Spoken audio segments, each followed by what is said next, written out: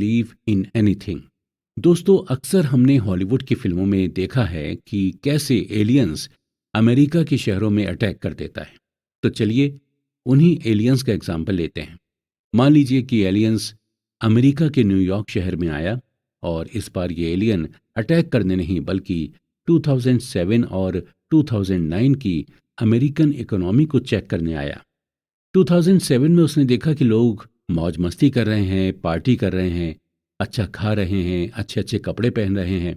2009 में फिर उसने देखा कि लोग पार्टी कर रहे हैं, अच्छा खा पी रहे हैं और अच्छे अच्छे कपड़े पहन रहे हैं। यानी 2007 और 2009 की लाइफस्टाइल में ज़्यादा डिफरेंस नहीं था। जब एलियन ने डिफरेंसेस को क्लोजली नोटिस करना शुरू किया तो उसने ये देखा कि लोग तो नहीं बदले, लेकिन टेक्नोलॉजी ज़रूर बदल गई। अब लोग नए नए फीचर्स वाले फ़ोन रखने लगे हैं और कंप्यूटर बेहतर होने लगे हैं, मेडिसिन बेटर हो गई हैं और कार्स की माइलेज बढ़ने लगी है। यानी 2007 के कंपैरिजन में 2009 की इकोनॉमी इम्प्रूव हुई है। फिर जब एलियन और क्लोजली देखता है तो वो ये देखकर हैरान हो जाता है कि अभी भी लाखों लोग अनएम्प्लॉयड हैं। लाखों लोग ऐसे हैं जिनके पास अपना खुद का घर नहीं है, यानी जो गरीबी में रह रहे हैं और स्टॉक मार्केट की हालत खराब है। एलियन और सरप्राइज हो जाता है और ये सोचता है कि लोग वही हैं, लोगों की नॉलेज भी वही है, ऐसा कुछ ज़्यादा बदला नहीं है, लेकिन फिर भी लोग ज़्यादा गरीब होते जा रहे हैं और ज़्यादा अनएम्प्लॉयड होते जा रहे हैं। ऐसा इसलिए हुआ क्योंकि 2007 में हमने इकोनॉमी के लिए एक विजन सेट किया था। हमने ये विजन सेट किया था कि एक दिन हाउसिंग प्राइस में स्टेबिलिटी आएगी और लोगों को एम्प्लॉयमेंट मिलेगा और स्टॉक मार्केट में इम्प्रूवमेंट होगा। लेकिन 2009 तक उस विजन पर वर्क नहीं किया गया। हमने उस विजन पर या उस स्टोरी पर बिलीव करना छोड़ दिया था और इसी वजह से इतना डिफरेंस आया है और इतना बदलाव आया है। जब हाउसिंग प्राइस कम नहीं हुए तो लोग मॉर्गेज में डिफॉल्ट करने लगे थे। डिफॉल्ट केस बढ़ने की वजह से बैंक ने लोन देना ही बंद कर दिया था।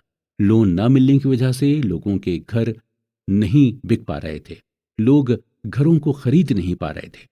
ऑथर कहते हैं कि जब हम इकोनॉमी, बिजनेस और इन्वेस्टमेंट में ग्रोथ की बात करते हैं तो हम सिर्फ टेंजिबल चीज़ों की बात करते हैं, यानी उन चीज़ों को जिनको हम टच कर सकते हैं, जैसे बड़ी कार, बड़ी बिल्डिंग, एक्सेट्रा एक्सेट्रा। हमें टेंजिबल चीज़ों के बारे में बताकर ये कहा जाता है कि हमारी इकोनॉमी ग्रो कर रही है।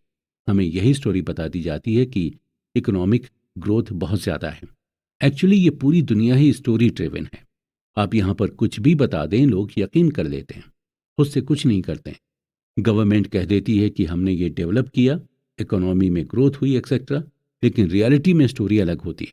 जब आप इस स्टोरी ड्रिवन वर्ल्ड में अपने पैसे को मैनेज करना चाहते हैं तो आपको दो बातें ध्यान में रखनी होंगी। पहली यह है कि जब आप किसी चीज़ को सच मानने लगते हैं तो आप उस सच के सच होने को, ऑड को ओवर एस्टिमेट करने लग जाते हैं। यानी आप उस सच को फिक्स्ड मान लेते हैं, आपको उसके अलावा दूसरे किसी सच पर यकीन नहीं होता है। ऑथर इस बात को हमें एक एग्जाम्पल देकर समझाते हैं कि अगर आपके पास पैसे नहीं हैं और आपसे ये कहा जाए कि शहर के बाहर एक बाबा रहते हैं जो किसी भी बीमारी का इलाज कर लेते हैं, तो आप उस बाबा के पास जाते हैं और अपनी बीमारी का इलाज कराने लग जाते हैं।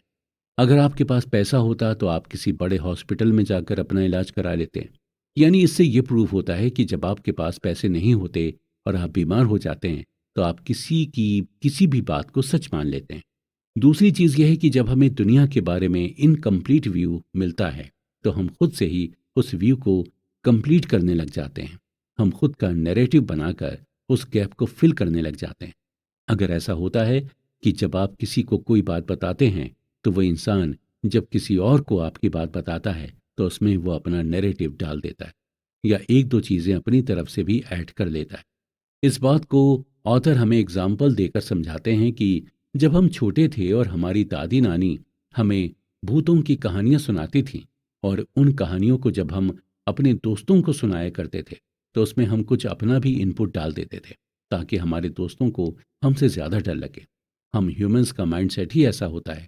जब हम किसी स्टोरी से सेटिस्फाई नहीं होते तो हमें इनकम्प्लीट सी लगती है, तो उसे कंप्लीट या इंटरेस्टिंग बनाने के लिए उसमें अपना नैरेटिव डाल देते हैं।